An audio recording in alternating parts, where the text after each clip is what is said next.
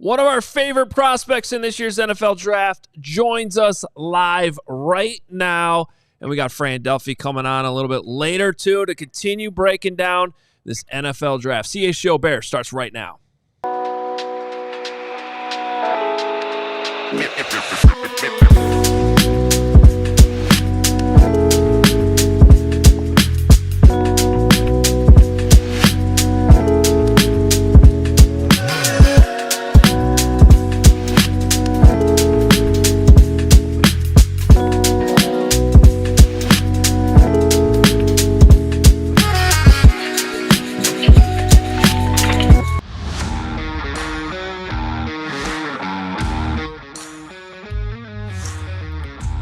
Welcome into the CHGO Bears Podcast on this Wednesday in Chicago. And we got a Chicago flavor to the show with a Chicago guest off the top. But before we get there, got to make sure you know we got our Die Hard promo going on this week and through the draft. So if you were already putting off being a CHGO Die Hard, take care of that right now. It's only $36 for the entire year. That's $3 a month. You get access to our entire draft guide with Fran Duffy, our Bears 100. It's all in there. It's awesome. And, of course, we are getting closer and closer to our draft party happening on the south side, 115 Bourbon Street in Marionette Park. Those tickets are for sale now. And as I tweeted yesterday, don't forget about the Friday night party. You should come to both, really. 100%. But I personally love Friday night, just a little bit more relaxed and chill. And hey, maybe that'll be the night that they take our next guest. You got 2 rounds Friday night, and it's Friday night, so you got the weekend ahead of you. Yep. You got an opportunity to hang out with us as well. And here's what's brewing on today's show, presented by Sam Adams American Light. We love Sam Adams American Light. It's a great way to enjoy the draft. Cold, crisp, refreshing. Game day just got better. The draft just got better. And here's what's brewing on today's show. CJ West from Indiana, awesome defensive tackle prospect and a Chicago guy joining us here off the top. We're also going to discuss some players to possibly trade up for in the unlikely scenario where that happens in the top 10. And Fran Duffy joins us on the show today as well. A little bit later on, we'll do some more rapid-fire questions with him. But without further ado, let's bring in our guy, CJ West, defensive tackle from Indiana. Awesome season that you guys just had down there in Bloomington. You transferred from Kent State down to IU. Really put it together under Curt Cignetti. But, man, you're a Chicago guy. Welcome into the show. Thank you, CJ. Of course. Glad to be here. Yeah, well, we appreciate you coming on. I mean, we were talking a little bit before the show. Diehard Bulls fan, diehard Bears fan. You're preaching to the choir here. You got nothing but diehard Chicago sports fans here in the chat. I'm a Chicago fan, man. Like, I'm born and raised there. You know, that's my city. I love it. Diehard for it. So you're officially Cubs over Sox, or you just like the hat?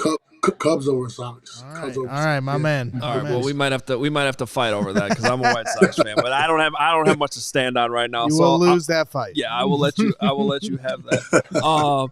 Hey man, so I'll be honest with you. You transferred from Kent State to IU and probably watched as much Indiana football as we have in a long time last year with the success you guys are having. But I remember just watching. We watch a ton of Big Ten games. I remember like, who's that guy? Who's that defensive tackle? Because he has just got a motor that just runs and runs and runs and firing off the ball.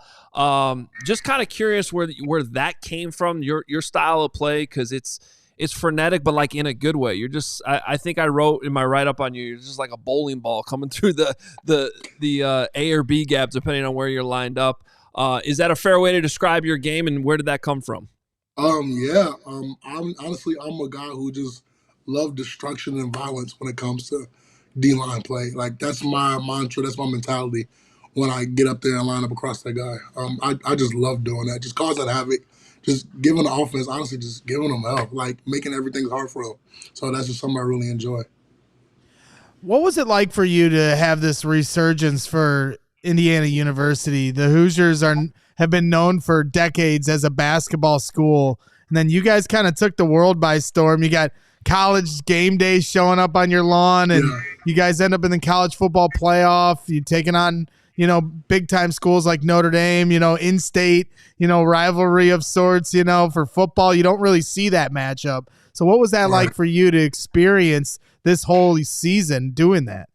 Yeah, man, I would say it's something I would never, ever forget for the rest of my life. It was something special because the fans really, really craved and wanted a team that can get up and cheer for. And finally giving them that, finally giving them the opportunity, like, to cheer for a team that's I actually worth cheering for, and just watching how the stadium filled up, just watching how swarms of people would cross the street to go towards the stadium for game day, and like all the the pregame stuff. It was amazing. It really was, and it was just an honor. I was honored to be a part of it, and to have something to do with that. It would be. It's forever written in history. We had the best season that Indiana's ever had, and I'm just glad to be a part of that. I really am, and it just kind of showed the work that we put in and our bond and the trust that we had with each other. Just kind of put that on and give that kind of season. So, and I want to hear what it was like playing for Curt Cignetti too, because I was reading up on you a little bit. You hit the portal and you had a bunch of offers, and it just seemed like you hit it off with Coach Sig, and then he's an interesting guy, man. He's not afraid of the smoke. He'll put it all out there, and I mean, certainly just as a fan, it was fun to hear his comments throughout the season. But what's it like playing for a coach like that, he's not hiding anything. He's going to put it all out there publicly. Yeah. Honestly, he drives confidence in his players. Like every single game that we went into, we're just going to whoop the brakes off of somebody, and that was our mentality, and that was his mentality with coaching us, teaching us the way we worked out, the way we watched film, just everything. That was just our mentality with everything we did. And I mean, you kind of seen it through the media and stuff. He's a very confident person, and even through the recruiting process, he recruited me very confidently as well. He's like, listen, we need you, we want you here, and this is what we're going to do with you. So either, if we give all of you, you give all of us as well. And that's how I was recruited, and that's just the type of coach he is. Very confident in his players, very confident in what he believes, his mantra, the culture of, that he has, that he's instilled us, and that he's a winner.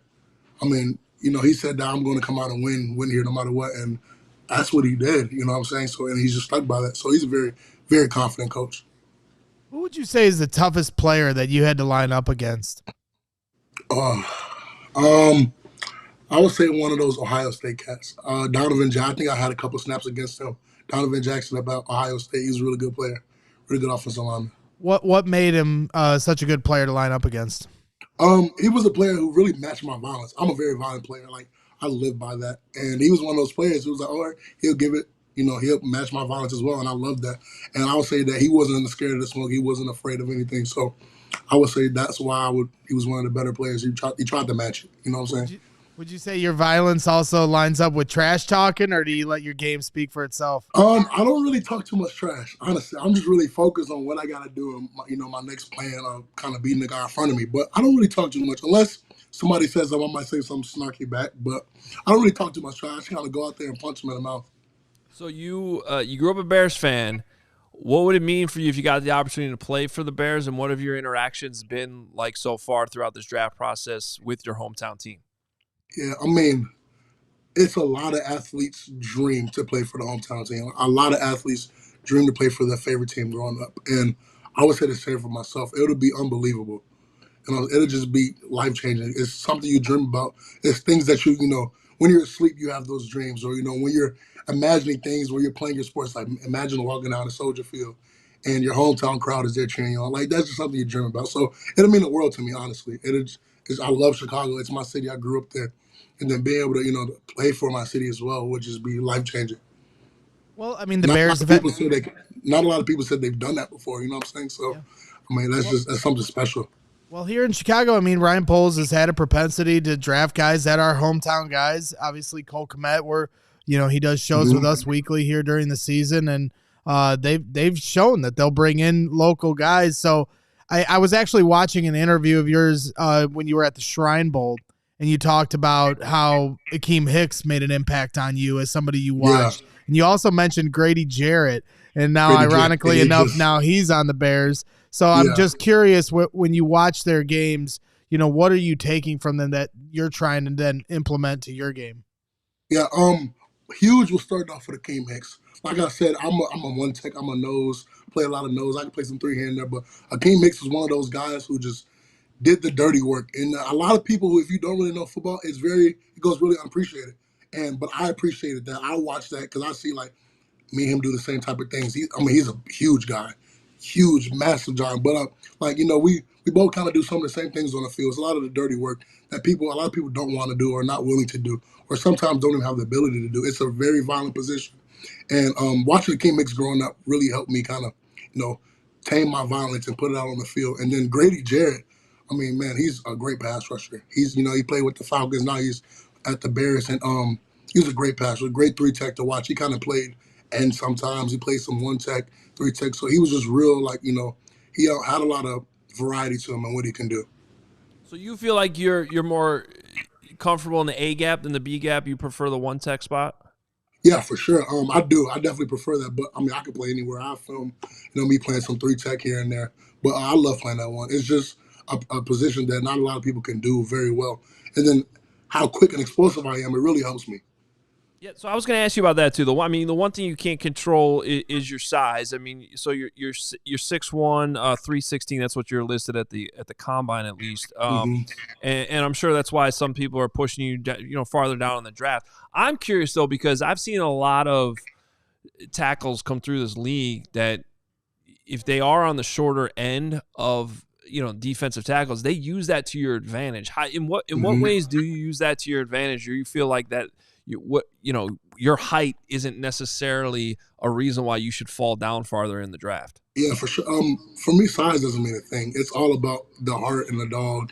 But for me, I really understand leverage very, very well. I know how to use my height and my size and my wingspan to my best ability. I use my leverage to kind of win those games in those battles against guys who are bigger, who are taller, who have long arms. So I'm really good with using my leverage, just really understanding that. And also my get off. Like, I'm really quick off the ball. That's something I pride myself in as well. Like, not giving them a chance to react, you know what I'm saying? So I just do that every single time, and that'll kind of give me advantage to my game. When you talk about your game at the line of scrimmage, where does it start for you with whether it's your hands or your feet? I have really quick hands. I have very powerful hands, so I'm quick with my hands first. If I get my hands on them, like, they're kind of done and over with. If I get my hands inside the chest plate, they can't really do much after that because I'm a really strong player. So once I got control of them, it's kind of wraps, and you better look out. The announcers will be calling my name, me making a play after that. What would you say is your go-to of different hand techniques? What would you say is your number one go-to? Yeah, I love a club. I'm really good at a club. I'll do some bull rush moves, working off the bull slip, all those type of things. But it usually starts with power. That's what I'm starting with power.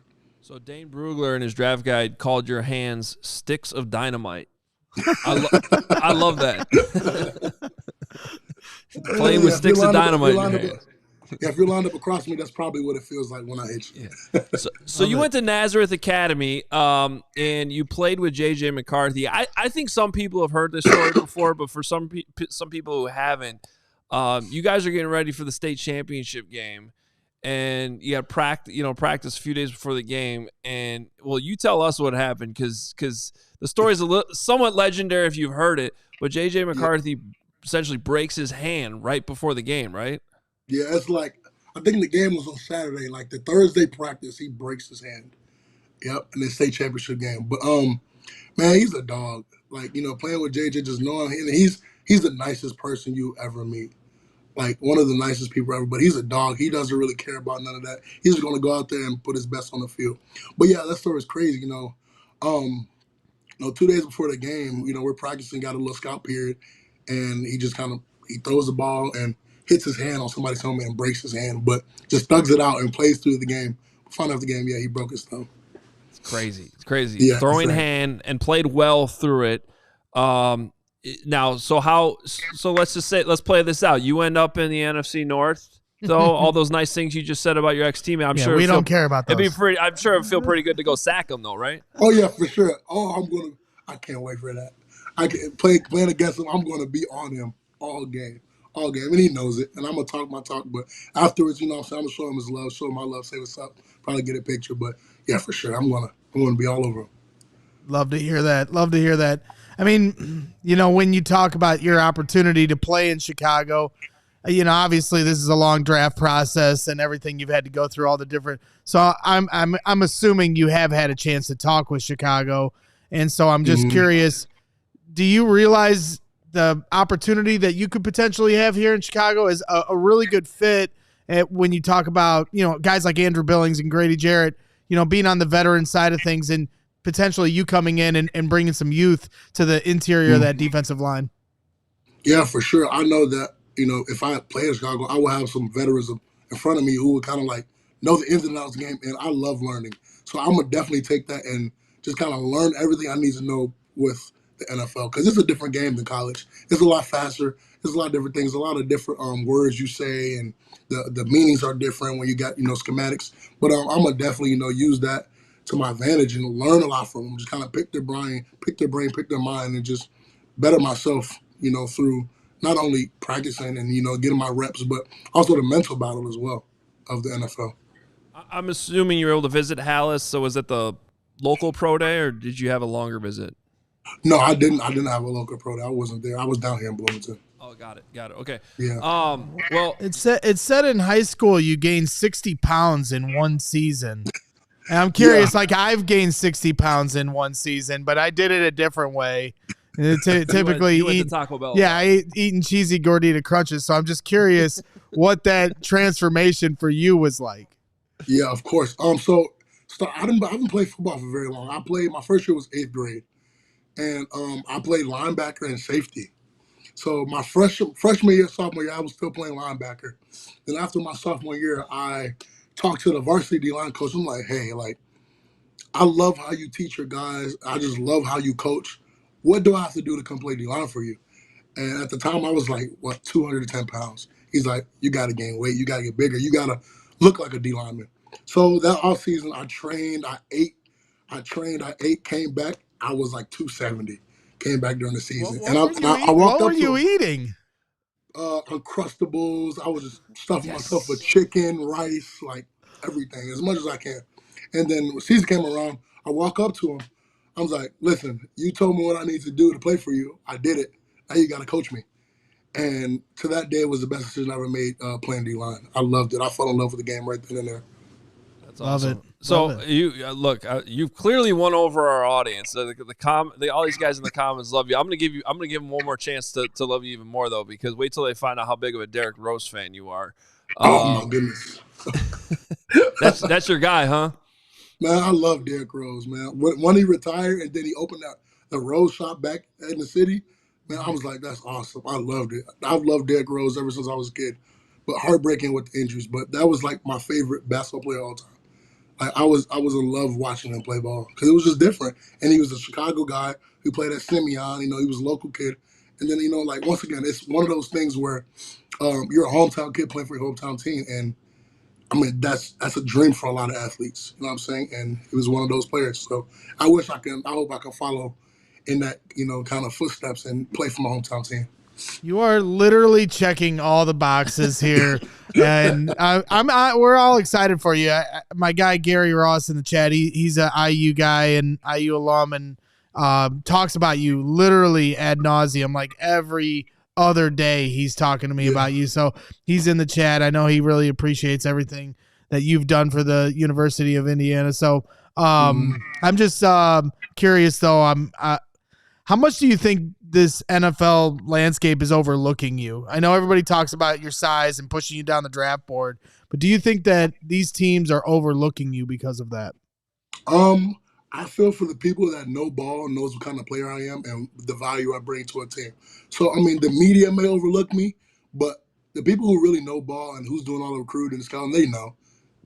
They know what's real and what's not. So, I mean, but, the media is media. You know what I'm saying? A lot of times it can be toxic. It can, a lot of things can be said here and there. I don't really pay too much attention to that. I just go and work, put my nose down, kind of avoid all that stuff. And, I mean, when my name gets called, it gets called. No matter what round it is, first, seventh, last pick, I'm going to come up and work exactly how I would if I didn't get the opportunity. So I'm going to work my tail off no matter what. You got plans for draft night where you're going to be with your family?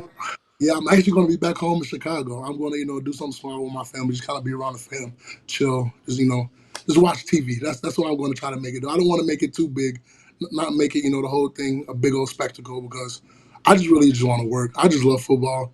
None of the extra stuff. I just love the game, and I'm just excited to hear my name called, so I know where I'm going and where to pack my bags to. So I'll get down there as soon as possible and get ready to work. Well, we're having a big draft party, on the south side. Yeah, if you get drafted on Friday, just come on by the draft party. We'll be at 115 Bourbon Street. We'll be going crazy. Bring the whole family. All you can eat, all you can drink, whatever you want. Obviously, come on by. Well, based on this interview, I'm feeling that the draft party, the crowd will be going crazy if they call your name. That is the number one thing. If you get drafted by the Bears, you have to sit in the bleachers with us at Wrigley Field. 1,000%. Like, it's non-negotiable. You got to come to the bleachers with us. For sure. All right, man. CJ West, wherever you end up, and hopefully it's in Chicago, but we'll be rooting for you. Thanks for joining us on the show today. We really appreciate it, man. Yeah, thank you so much. It's an honor. I appreciate it. Yep, we'll be rooting for you. Thank you. CJ West, obviously, you can see why so many teams are falling in love with him and wanting to bring in a guy like that into the locker room, onto the team, and wait till you actually watch the tape too and see the explosiveness. Yeah, the spark plug. I love the visual that Dane Brugler put in there about the dynamite hands. Yep. Just sticks of dynamite in his hands. It's awesome. So there you see. You see that energy on tape, and then you feel that energy in an interview. And obviously his ties to Chicago and his love for the teams here in this city and everything. Like, it'd be awesome if I could see the Bears drafting him 1,000%. By the way, shout out to our guy Brad Spielberg, our old friend too, who helped us with an assist on getting CJ on the show. Yeah, it's about time Brad, contributes to the program. It's been like a year now. I mean, come on, dude. Well, he's left us for a better job, and I get to hang out with CJ all the time. Yes, sir. Yeah. All right. We have a lot more coming up. We're gonna have a fun conversation here about possible trade up options if there are any, and then we got Fran Duffy coming up in about 10 minutes or so as well. But first, want to give a shout out to our guys over at Boston Beer. Light beer just got better. Introducing Sam Adams American Light. It's clean, crisp, and super easy to drink. No gimmicks, no fluff. Sam Adams American Light is not your average light beer. It's brewed with 100% American sourced ingredients from local independent farmers. Light beer that's made right. Light beer that shouldn't feel like a compromise. An American classic so smooth you'll want to crack open another one. It is always Sam season here at the CHGO Sports Studios. So light beer just got better. Grab some Sam Adams American Light, available now at select Chicago retailers. Must be 21 or older. Please drink responsibly. So we had an awesome trip to Arizona last fall, and we played golf, and I shot my best round of the year in 87, and everyone was like, how did you do that? I was like, well, I just got these brand new PXGs. I'm literally playing my first round with them right now. That's how big of a difference at the Phoenix they made. That's right. And so now's the time to get some new golf clubs, Greg. And that means one thing. You need to head over to PXG. I do. You got to get fitted just like I did. I went to the Northbrook location. Desperately. My guy Nate there took care of me. He also took care of Cole Komet at that same location. And I'm telling you, they make the best golf clubs, period. The fastest way to improve your performance on the course is a PXG fitting. PXG fitters are highly trained, incredibly experienced, deep understanding of how to optimize your clubs to get the most out of your swing. PXG fittings are educational and fun. You want to schedule your fitting today for a limited time. You could save up to 20% on your entire order too. So head over to pxg.com/CHGO. That's pxg.com/CHGO to save up to 20% on your entire order. pxg.com/CHGO. Restrictions apply. See site for details. All right. Fran Duffy coming up here in a little bit. He got a huge 7-round mock that dropped today. Make sure you check that out. We're going to discuss it here a little bit with him as well. But before we bring him on, we want to have a little bit of a discussion about, I don't think any of us really think the Bears will trade up from number 10. But if there was one player we're sitting there on draft night, we're doing our live show, and we're like, oh man, Bears just made a trade up. Right. Who's the one guy you would be okay with the Bears trading up for? Well, there's one name that I'm thinking of that really no one has brought up yet, and that is Ashton Genty. And I know, I get it. This is world-breaking news here. This is a bold take. Yeah, it's bold. I do not Tell me know more about this prospect. Yeah, I don't know if anybody's heard of Ashton Genty out of Boise State, but I do think if the Bears were to trade up, he is the number one obvious target for the Bears to look to. And, you know, the Raiders at 6, the Giants at 3, could they potentially be in a spot there where the Bears would move up, and depending on the kind of draft equity you'd have to give up? I'm not ruling that out. I know Bears fans will be yelling, no, and I understand that. I do not condone this move, but I also could see the Bears doing it. You know, when you talk about Ashton Genty, when you talk about this first pick in the draft for the Bears at 10, whatever it is, they have to get it right, number one. And I feel like Ashton Genty is probably the safest pick that's in the top 15. What, am I wrong there? I don't. I mean, I can't see any scenario that Travis Hunter's not a really good football player. Yeah, but you have the uncertainty of how many snaps you give him on each side of the ball. I mean, he's a great player. Don't get me wrong. Yeah, I'm not saying they won't figure it out.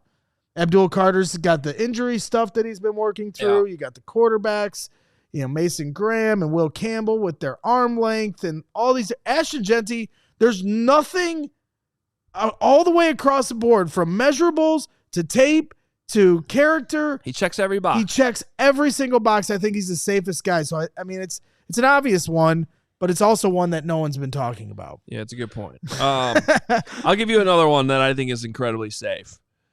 And, again, I don't think we've talked about this guy a single time on the show.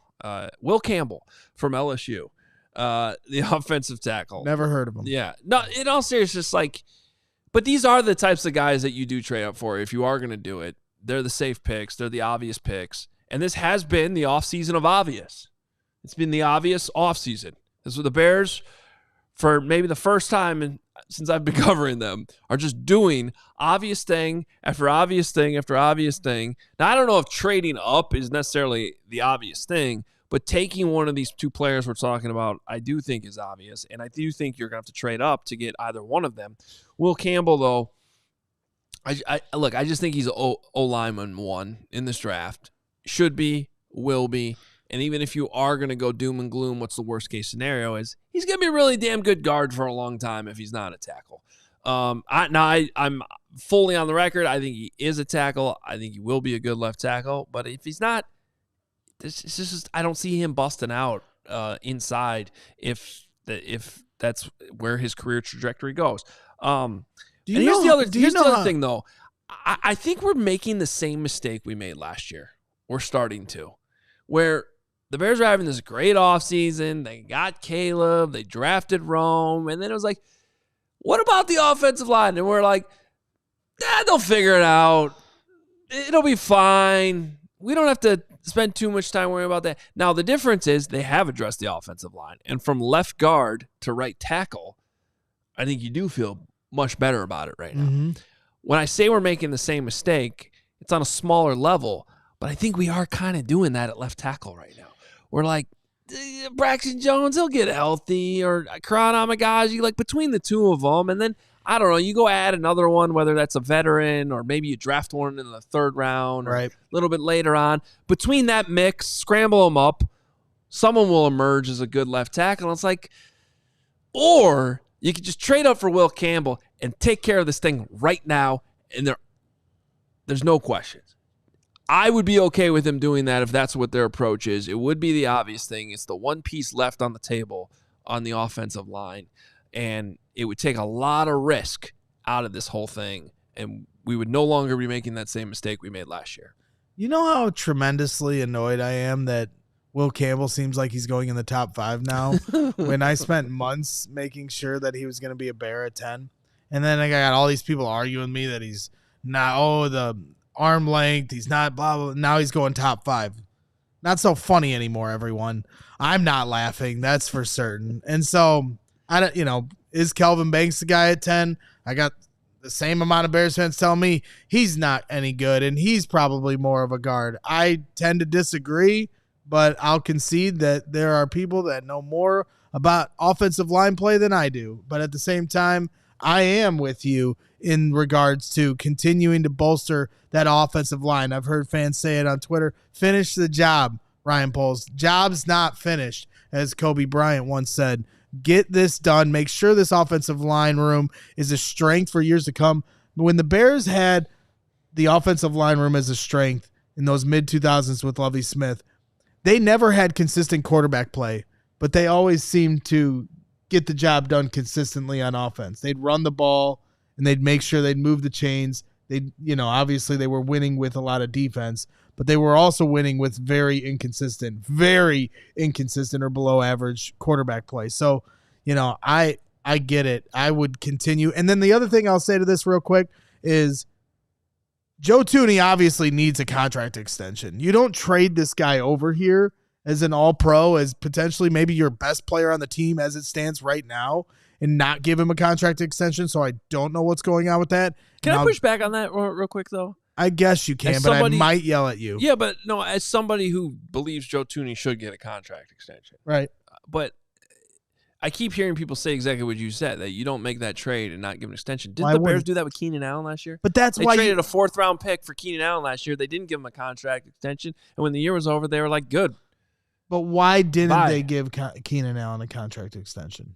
Last year? Right. Why didn't they give them one this offseason? Or, I'm saying after the trade. I'm just saying it's the same thing. But you would hope that the results, a future 4th-round pick. Joe Thuney results better be better than Keenan Allen. Well, I agree, and I hope it is. I'm just saying when people are like, you don't make that trade and not give them a contract. They literally did it last year. Right. And they're glad they didn't do it. But would you say it's a mistake that they traded for him at all? No, I wouldn't. I'm not Joe Thuney, Keenan Allen. No, I wouldn't. I don't think it was a mistake. Okay. And even if Joe Thuney ends up on a different team a year from now, I'm going to say the same thing. I'll be like, it was a good trade. You don't know how this is going to play out. Like, I think Joe Thuney should get a contract extension. Okay. But I'm just playing devil's advocate to this idea that it needs to be if you don't give him one and he walks and it was a bad trade, the reason I bring that up is because between Joe Thuney not having a contract extension currently and Jonah Jackson getting a 3-year deal, and I was talking to this with my buddy Shane on the phone earlier on my drive up. Well, this goes without saying, but he better be good. And I'm assuming he will be because Ben Johnson, it's his guy. He comes from Detroit. But when you talk about the offensive linemen that are available, and some of them might be more, have better strengths at guard. Well, now the Bears are pushing past guard because they have those slots filled. And I just hate that if we got down the road and something happens between the two and we passed on really good guards in the moment, it's revisionist history and there's a lot of variables and hypotheticals that are being played out there, but it is just something that I've been thinking about. And that's why I'm like, just draft an offensive lineman and let the room figure itself out, not just this year, but for the next 3-5 years. All right, we got to get to Fran Duffy. But before we do that, we got another quick break for you. But we got to talk about Fran's 7th-round mock draft. First, a new sponsor. Very excited to welcome Potawatomi Casino as a sponsor to CHGO, and we got an awesome event to tell you about to kick this thing off because the Cubs are headed to Milwaukee, and you could be too. Kick off your summer right with the CHGO Cubs crew. Cody, Luke, and Corey are taking the party north for a border battle with the Milwaukee Brewers, and it's all going down Friday, May 3rd at Potawatomi Casino and Hotel in Milwaukee. This is what's included. You get an exclusive pregame party in a private room at the casino, a live CHGO Cubs show. You can hang with the crew, talk baseball, vibe out, buffet lunch, and a drink ticket to get the good times rolling. And bonus, if you're 21 or older, you will get a 100 in casino play with a Potawatomi rewards card. Plus, you can grab a game ticket, sit with the crew in the lower outfield.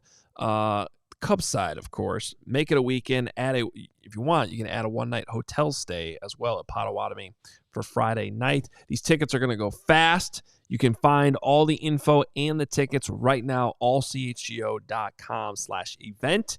These tickets will go fast. Do not sleep on it. Should be a really fun time up in Milwaukee with Potawatomi. That's right. And when you're at that Cubs event or you're at the Friday 120 Club in the bleachers here coming up on Friday, make sure you're wearing your Shady Rays. Our friends at Shady Rays are helping you get in the right frame of mind with their premium polarized shades that won't break the bank. Shady Rays is an independent sunglasses company offering a world-class product rated 5 stars by over 300,000 people. Their sunglasses have durable frames and crystal clear optics, making them the perfect choice for all outdoor adventures. With so many colors available, you'll find a pair that's perfect for you. You can even get Bears colors. And if your shades ever go missing or take an unexpected hit, don't sweat it. They have the most insane protection in all of eyewear. Every pair is backed by their lost or broken replacement program. No other glasses or sunglasses company is doing that. If you don't love your shades, exchange for a new pair or return worry-free within 30 days. There's no risk when you shop. Their team always has your back with personal and fast support. So CHGO viewers and listeners, go to shadyrays.com and save 35% off polarized sunglasses with code CHGO. Over 300,000 people have rated Shady Rays 5 stars, so use the code CHGO today at shadyrays.com for 35% off, people. Sorry for yelling. Yeah, chill out. But get your Shady Rays. All right, let's go franchise mode. Bring in our guy, Fran Duffy. I like to call him, in a very kind and complimentary way, a maniac. Because your 7-round mock draft dropped, and I've seen 7-round mocks, and that maybe after the second round, that just list the players. No, you are giving analysis like all the way through. I can't imagine how long that took you. It was about 2.5 days, and like we're saying, like days as in like full, like sun up, sun down, like after sundown, but right before midnight last night, kind of put that thing to bed. So yeah, it was a process, but it was fun. It's a fun exercise. Even when I didn't publish it, I still would go through it because it's a good way just to kind of get locked in before the draft in terms of like where guys are going to go, based off conversations I'm having with people around the league, trying to put all that in. It's a fun exercise to go through. What is it? I mean, is it drugs? How do you do it? The draft is a drug for me. That is my drug of choice.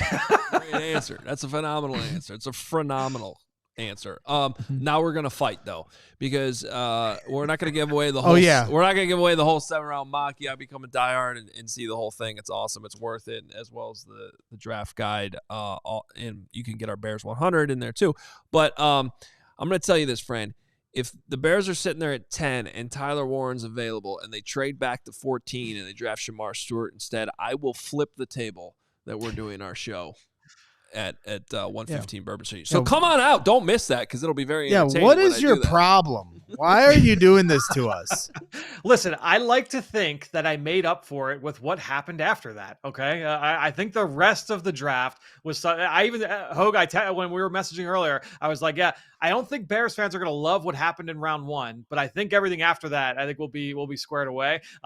Look, I think at the end of the day, we know that Ryan Poles does like to try and work the board. They will move down if given the opportunity. If they were forced to stick and pick, I do think that they would take Tyler Warren in that spot. I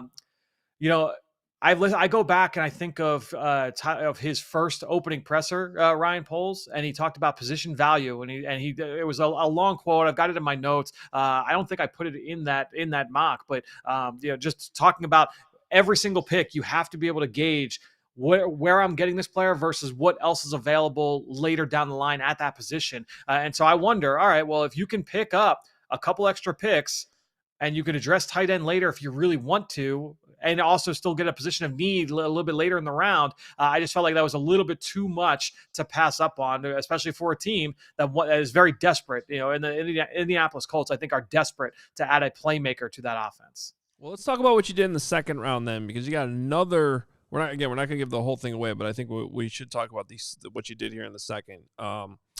You have a trade up now. So they're sitting there at 39. You added a third-round pick. By the way, I should have mentioned that with the trade back in the first round. You trade up now from 39 to 35 to draft a running back. Yes. So taking a running back, and the reason why is that I think that if you're going to get a running back, I think you do have to get ahead of the Raiders. If the Raiders don't end up with Genty, then I would look at the Raiders at that spot at 37 in the second round. You need to get ahead of them, especially if you want one of those Ohio State kids. And so for me, that was a move. I think the Chicago Bears, it would make sense to be able to make that move. You go back, you get some of that, you get some extra capital. Use some of that to move back up, and maybe you move and shake a little bit more a little bit later in the draft as well. It was Travion Henderson, by the way. Yeah. You can't go wrong with either Ohio State running back, I feel like, at this point. And you're right. I had a fan text me earlier and say, love Fran's draft for Bears except for the first pick. So How do we fix this? Let's fix it right now. You can, not everything's in pen. It can be in pencil. You have Shamar Stewart fine at 14. What other players were available there that you could see the Bears being a fit other than the pick that you accidentally put in there? I mean, look, Kelvin Banks Jr. goes 2 picks later to the Miami Dolphins at 16. And the Miami Dolphins, they traded out of their spot at 13 with the Cardinals. And the Cardinals are in a similar spot. They're at 16 right now, where anytime I do a mock draft, I really struggle saying I don't think there's a player that they value that will be here at this spot. I talk with our PHNX crew all the time about it. And so to me, I'm like, all right, the Cardinals, they would feel urgency to try to trade up, especially if the Bears move back. You want to try and get ahead of them to get a Mykel Williams. So that's why that was one of the things that, to me, if Mykel Williams is there, I like Mykel Williams to Chicago over Shamar Stewart. But when I'm looking in the first round and I say, all right, who are the teams that I think would be okay with the Shamar Stewart profile, with this lack of production, with the traits? Chicago is one of those teams, guys. I do think it's something that you have to mentally prepare for. And so maybe I don't know if Steven's got to bolt down the table to keep it from being flipped or whatever it is, but you want to make sure we mentally prepare for that scenario. Well, that's the problem with me is I flip tables out of anger or excitement. So there's really no middle ground. It's hard to find the middle ground with me. Just wake up in the morning and flip tables. Exactly right. Well, you mentioned Kelvin Banks, and while we're yelling at you about things, the Kelvin Banks conversation with Bears fans has been fascinating to me. You talk about two very broad ends of this spectrum. Some guys think he's great, offensive tackle 1. Then there's these other guys on the other side that think he's not good. He's a guard. And I know we're not going to give away where your rankings are with him, but I'm curious, why is there just such a contrasting opinion of this guy? Because I'm looking for offensive tackle options. It's a good question. Look, he comes with big pedigree. There were high hopes for him coming into the year. A lot of people felt like he could be tackle 1 ahead of Will Campbell entering the 2024 season. I will say all I can say with certainty is my own evaluation of Banks. Where I struggle with him is his strength, his play strength. I think that he lacks power. He's not a guy that creates movement on his own one-on-one. And that is a big thing for me. If I'm taking an offensive lineman in the first round, is that you either need to be powerful or you need to be excellent across the board everywhere else. All the athleticism from a technique standpoint, play strength, everything else, you need to be excellent. And I want to differentiate the difference between power and strength. And the way that it was kind of described to me, and I feel like it's a great visual, is you think of water, okay? A waterfall, whitewater rapids, that is power. That is moving everything in its path, right? Whereas strength is like a glacier. So taking water and you freeze it, you turn it's a glacier, really strong to move off its spot. And so when I look at Kelvin Banks, I think his strength is okay. He gets rocked back a little bit more than I would like to see, but that is something that's fixable over the course of time. 1 year, maybe you get him in the weight room, he gets a little bit stronger. We see that all the time with offensive linemen.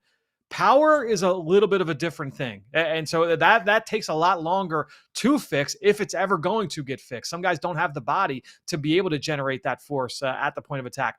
I don't see power with Kelvin Banks. I see the athleticism. He moves well. He's a great kid off the field. All character reviews I've gotten about him have been outstanding. I just struggle taking a tackle that high that is going to have play strength concerns. And even that's the thing too, when you're talking about moving into guard, is that it's not like the guys inside are smaller, right? He's going to be dealing with bigger bodies in there. And so, I struggle with Banks. I'm definitely lower on him than most in the media. I'm glad we discussed him because that's it, for our diehards that have access to your draft guide and then see our Bears 100. That's one of the biggest differences you'll see between where Fran has somebody ranked and where we put them a lot higher. And we're gonna fight you over it. No, okay.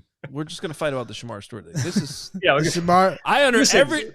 Yeah. You know me, I'm not a Shamar Stewart guy, right? So like, Shamar Stewart's very low for me. Why are you doing this to us? I'm going off what I hear. This is the mock draft is here, and my rankings are here. So it's all. I'm just going off what I hear. And Shamar was at Hallis Hall the other day. All right, there's another guy I want to bring up because I don't think his name's ever come up on the show, but you intrigued me in what you put out. By the way, ALLCITY.com.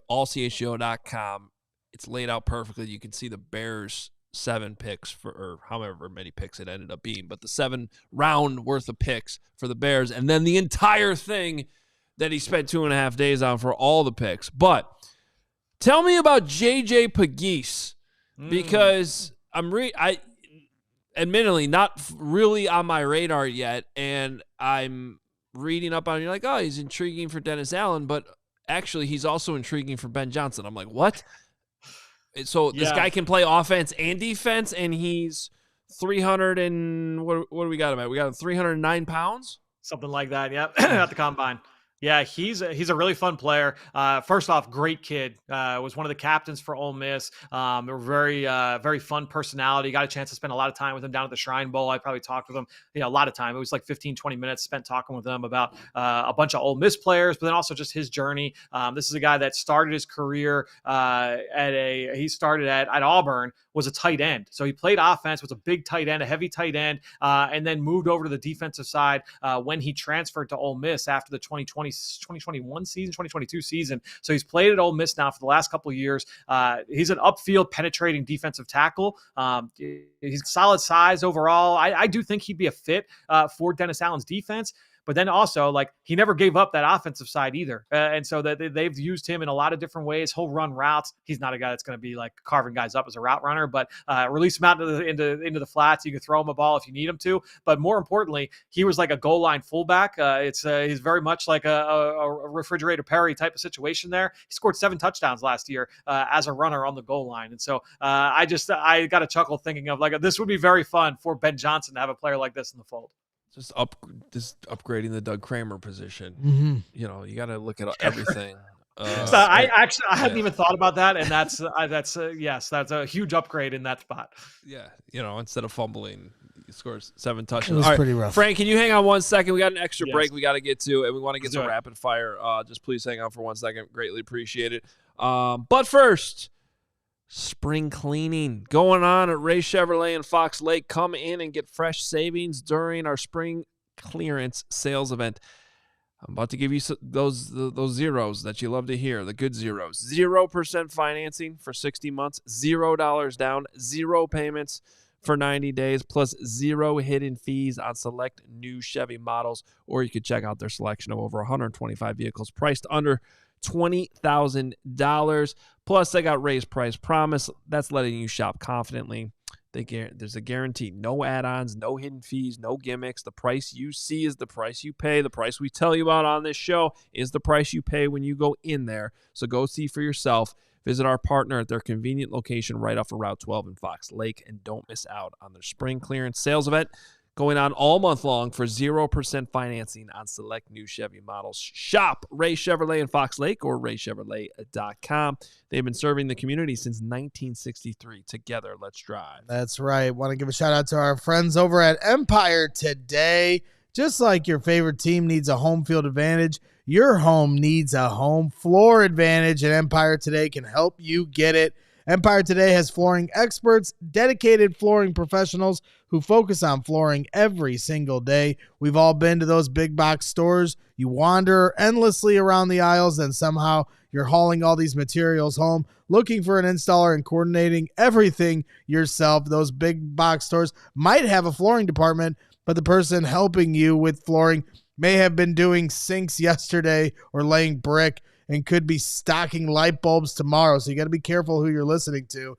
And if you want to know why Empire Today is your best bet for a new floor, Empire Today lives and breathes flooring, and they will be with you every step of the way. It's a whole different ballgame with Empire Today. Their flooring experts bring the showroom right to your home, pick the right flooring and the right colors for your space, see how it looks with your furniture in your house. And so schedule a free in-home estimate today because some things are just better at home. CHGO listeners can receive a $350 discount when using the promo code CHGO. Yes, you heard right. A $350 discount with code CHGO. Restrictions apply. Visit EmpireToday/CHGO for full details. All right, we will go full on rapid fire. Don't want to keep you too long here, Fran. So we'll. We're gonna keep him because of as punishment for everything he's been doing here lately. So yes, we will start our award-winning segment, our Die Hard rapid fire. Shout out to all the diehards. If you become a diehard, you can come into our Discord channel, and then every week we'll try to include you as best we can with the show. We only got one more next week, Die Hard rapid fire with some submissions here from our diehards and some questions to Fran Duffy. So let's hit them here, Steven. First one up is from Mr. Ferrier. Does Fran think there's a late round linebacker who has the football IQ and leadership capability to be an NFL defensive play caller, aka wearing the green dot, like the defensive play caller on the field, so to speak? Yeah, and that was a new advancement this year in college football. For the first time, players could wear the green dot defensively. And so guys did get the experience doing it. I actually think there are a handful of guys that stand out in this area. I would say Jack Kaiser from Notre Dame certainly stands out. I like his film a good bit. He's a better athlete than given credit for, and also is a guy that made those calls for that defense. Jeffrey Bassa from Oregon stands out in this way. This is a guy that could go late day two.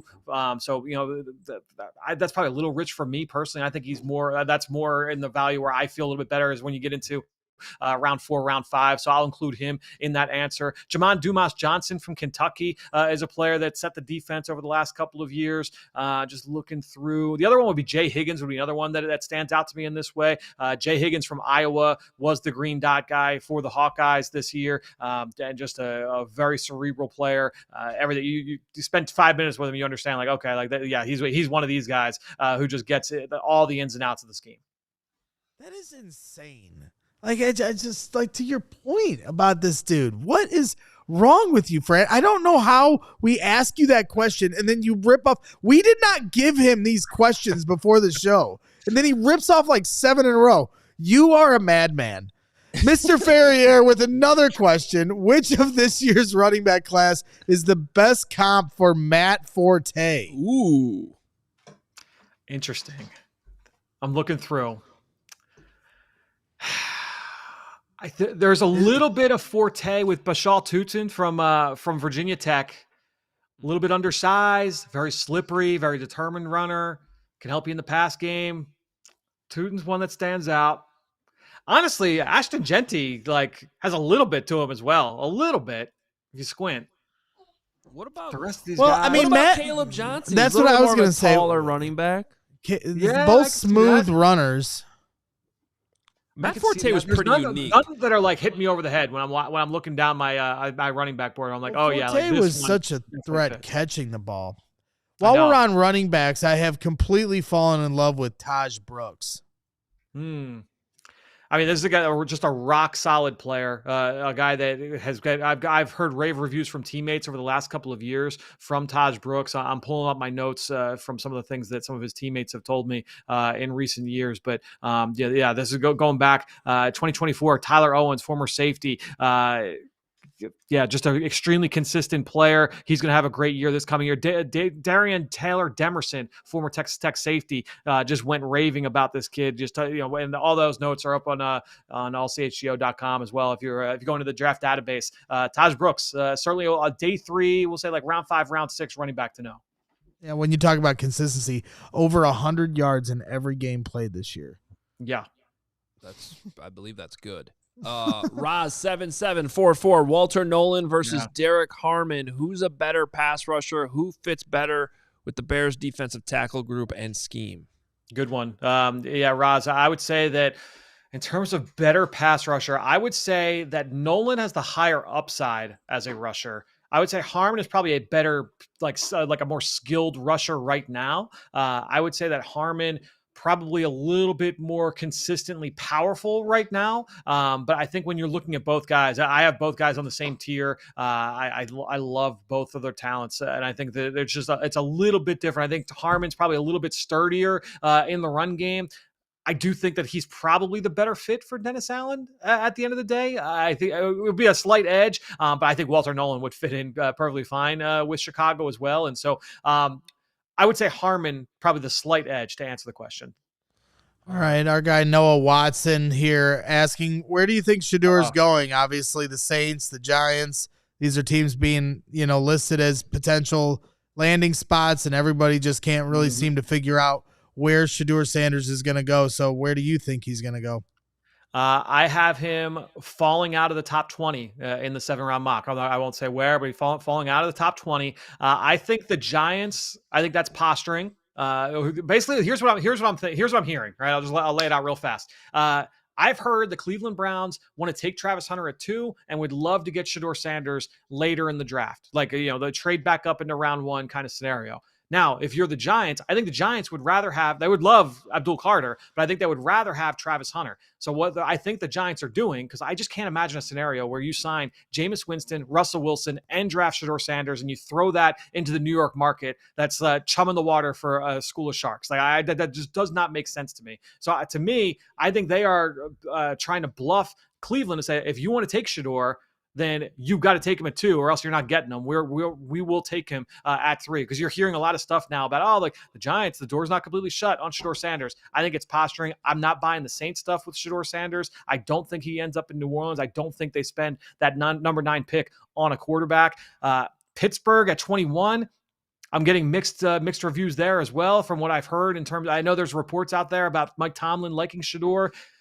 All I'll say is that Mike Tomlin, the GM, Omar Khan, going back to Kevin Colbert, the former GM, they love pro days. They are at every single pro day. They are like hand in hand, walking in to donuts and coffee. They're there every year for the Senior Bowl, like front and center. They're at the combine every single year. Mike Tomlin loves the pre-draft process. Shedeur Sanders had that showcase all by himself. Pittsburgh didn't send their head coach. They didn't send their GM. They didn't send their offensive coordinator. They didn't send their quarterback coach. Nobody. And so for me, like I think that Shedeur Sanders falls past 21 to the Pittsburgh Steelers as well. I could be wrong, but I'm just kind of reading tea leaves there with both of them. Well, that's a great point and a great observation, because even a fan who just turns these pro days on or turns on Senior Bowl practices, you always see Mike Tomlin standing right there. And for them to not – so that's either, to your point, that's either incredibly telling or maybe the greatest bluff in Pittsburgh Steelers draft history.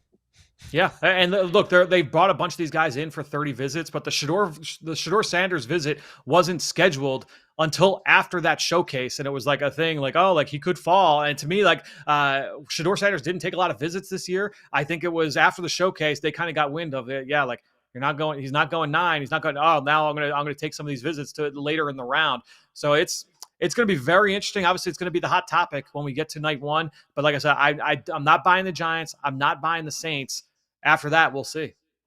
Yeah, and before we let you go, I want to take this opportunity to shout out everyone that told me you can get a quarterback every year in any year, and you were wrong.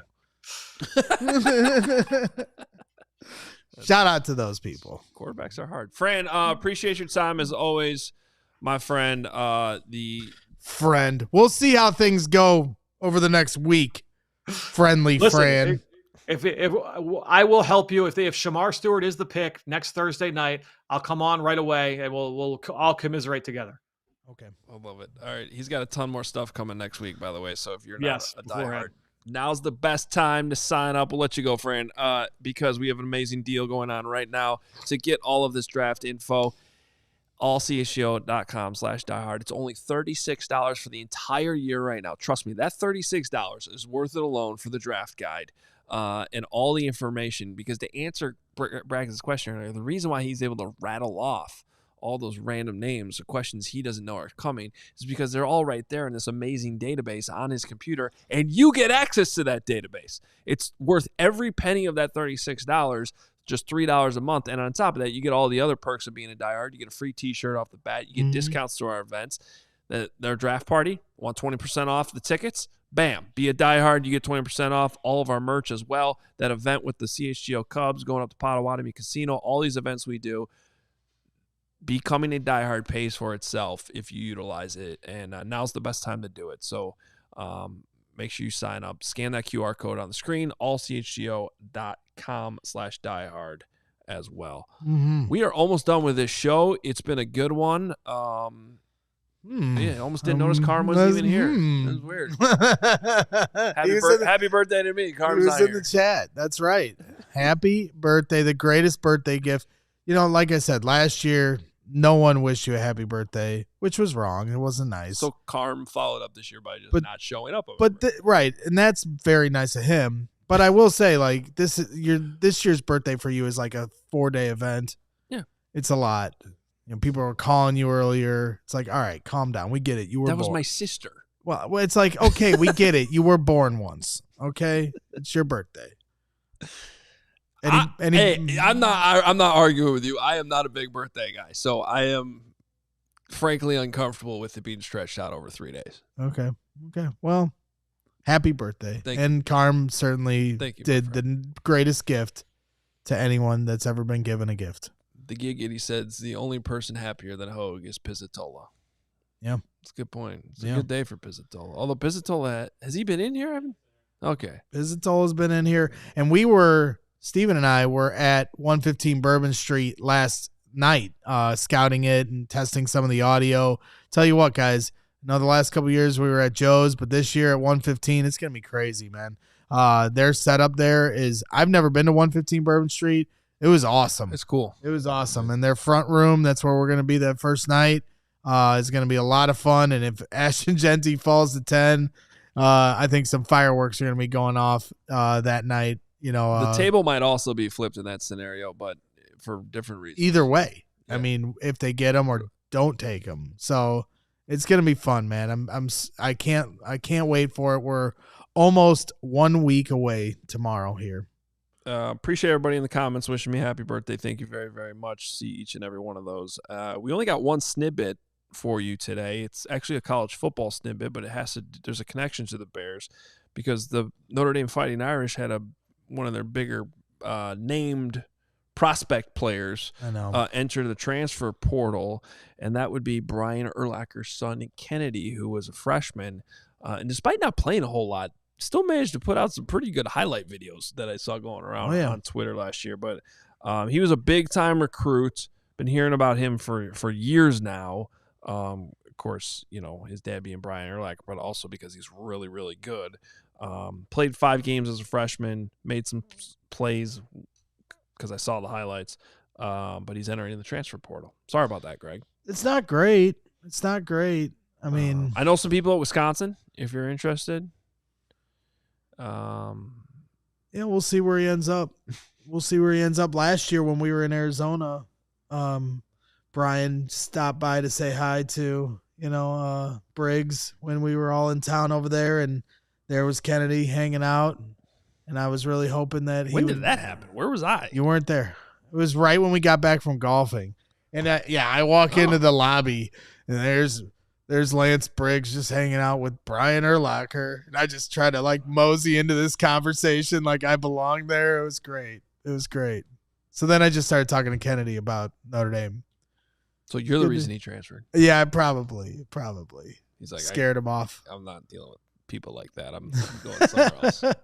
Because all college football fans. No, it's a disappointment. I mean, they got to the national championship, so you're a little surprised he transferred out. I would have had to imagine that he had been lined up. I mean, he's going to make plays. He's a good player, so probably going to make some money too in the transfer portal. All right, let's get to super chats before we get out of here. We got Bear Down Omaha, $2. Y'all miss Bragg's break-ins too. Love y'all. With the brick thing where we just break in the Kool-Aid Kool-Aid guy thing. Like the Kool-Aid guy? Yeah. Right. I think We that's don't what, have I it think anymore. that's Tried what's playing it. It got deleted. Oh, I'll find it. great. I'll find it. Find out who did that. We will fight them. It was probably Fran Duffy. Snidbit here. Pretty sure Fran did not delete that. Well, he's done enough here to ruin our lives. Snidbit has drank the Kool-Aid, officially a diehard. Let me tell you a little something about Snidbit. That's it. That's all I got. What does he say? He'll be like, look. the thing about Snidbit. He'd take his glasses off. Look. Yeah. The thing about, exactly. He started as a fake word we made up on this show, and now he's a real human being. Yeah. He's a diehard. Real human being with feelings. Huh. Yeah. Not just a Snidbit. Yeah. Take that, Pizzatola. Thank you. I should also shout out a new diehard. Let me pull this up because he sent me a message. Nicholas Wright over in the UK. We got Nick Wright. Nick Wright. You know what's funny? I got this message. I'm like, why does that name sound so familiar? I'm like, I guess I know a lot of Nicholases. Yeah. But yeah. then for some reason didn't think, Nick Wright. That's right. The British Nick Wright is on board. And the real Nick Wright, not that you're not real, Nicholas Wright from the UK. You are real. But the other Nick Wright, he should be a diehard too. And if he's not, I'm mad at him. That's true. Yeah. My guy Jonathan Otten with a $5 super chat. I'm sorry. Next week, What is wrong with you? A lot. Next week is like Bears fans' Christmas. You gotta get that checked out. I will not. The present better be a left tackle because Jonathan's trench drunk just like I am. Happy birthday, Hogue. Love the details on the party brags. Can't wait. That's right, J.O. I know you would ask every day, and I promised you we'd have the details. Now we've been hammering them home to you guys, and all of you guys better come out to 115 Bourbon Street in a week. Ryan Poles' biggest fan, Chevy Wellington, $10. If Darius, TJ Sanders, Norman Lott are there in the second round, do we skip a Walter Grant at 10? Go edge. You can't pick Michael. Why can't I pick Michael? What edge would you pick? Greg, what made you change your tune on Genti? Happy birthday. Like I said earlier, I just think he is a safe pick. And so I also just thought it was such a waste of time to talk about because I didn't think he would fall to 10 between the Giants and the Raiders. But now the longer we get through this, and everything is smoke and mirrors. It's lying season right now. We're going to find out the answer here in a week. But if he falls to 10 and the Bears draft Ashton Genti, yes, predictably, I'm just going to lose it with the rest of the Bears fans and celebrate. That'll be a fun moment. And he's a great player, and he's a safe player who checks all the boxes. There's just no question marks on this guy. Yes, there are a lot of great running backs after him, but he's going to be a good running back for you, and you have a good offensive line. You still can address trenches and be trench drunk in the second round and get your left tackle there.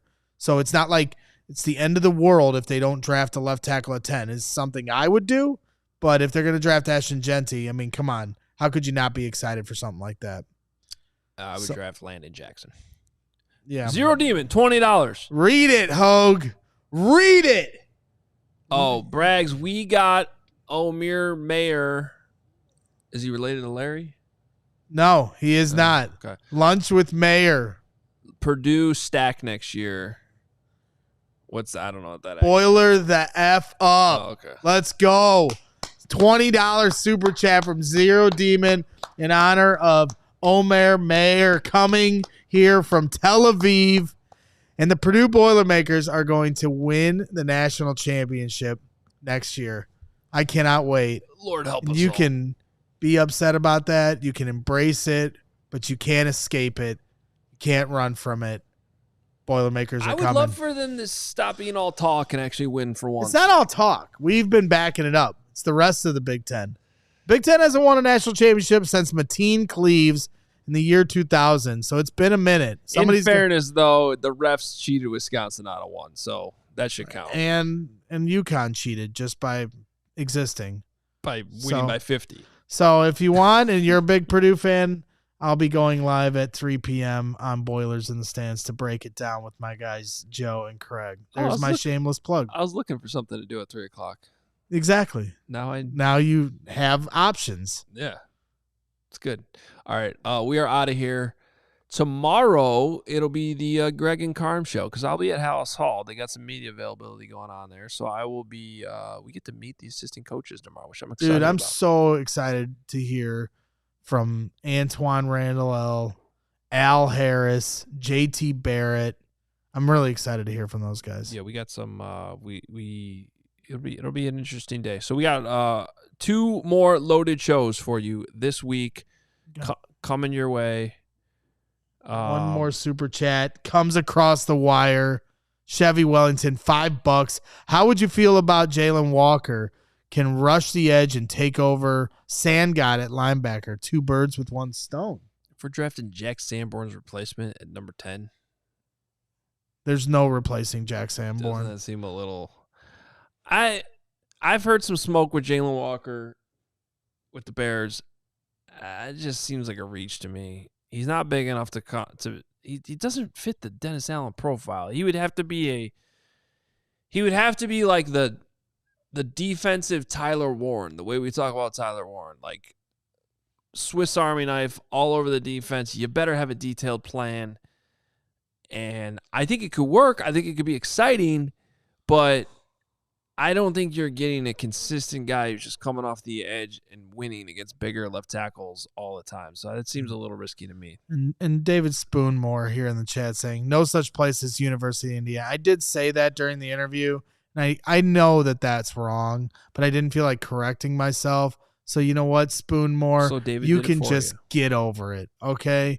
And until you guys figure out what you're doing on the basketball side of things, I'll call you guys whatever I want. It's kind of like how your basketball coach has called it Wisconsin for and I say Oregon instead of Oregon. But it's not Wisconsin. You're putting an extra T in there that doesn't exist. You know what? When you talk about the way Chicago people talk, it's going to be talk right. It's a slippery slope because we say a lot of things differently than everybody else. Arctic, $5 super chat. I don't even know if I said that right. Why are folks A-okay with Genty's production in his college division, but doubtful of Bajan's college production in his division?